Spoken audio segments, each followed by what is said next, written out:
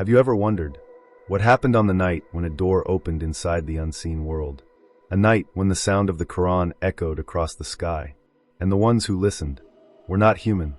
1400 years ago, in the early days of prophethood, the streets of Mecca were filled with pressure and hostility.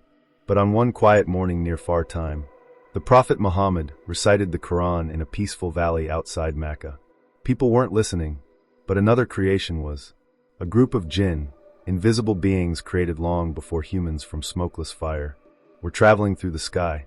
By Allah's will, they passed by that valley, and they heard the Quran for the very first time. They stopped. They listened. Their hearts shook. They whispered to one another, "Be silent and listen." When the recitation ended, they rushed back to their people and said, "We have heard a wonderful Quran. It guides to the right way, and we have believed in it." Surah Al-Jinn.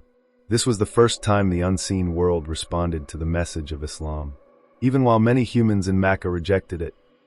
The meeting in Nal Valley.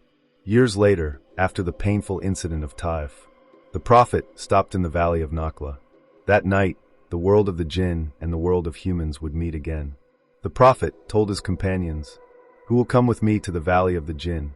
Only Abdullah ibn Mas'ud stepped forward. The Prophet drew a line for him and said, "Stay inside this line.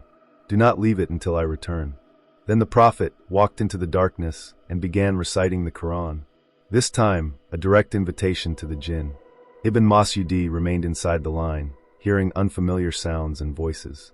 But he obeyed the order and stayed firm. By morning, the Prophet returned and said, "A group of jinn came and accepted Islam. They asked me for food, and Allah made bones and animal remains a source of provision for them." This moment became one of the greatest unseen gatherings in Islamic history. The world of the jinn, as the Quran describes. Allah tells us that the jinn, like humans, have free will, have believers and non-believers, have nations and families, will be judged on the day of resurrection. Some jinn are righteous and worship Allah. Others turn away and follow the path of Shaitan. But none of them can know the unseen except what Allah allows.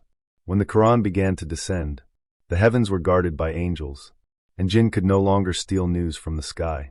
This is why the jinn searched the earth, until they found the Prophet reciting the Quran. A message for us. The story of the jinn is not a tale of fear. It is a reminder. When humans rejected, the jinn believed. When the people of Mecca turned away, the unseen world recognized the truth. The Quran is not only a message for humans, it is a message for all creation. You are watching Voice of Imaan.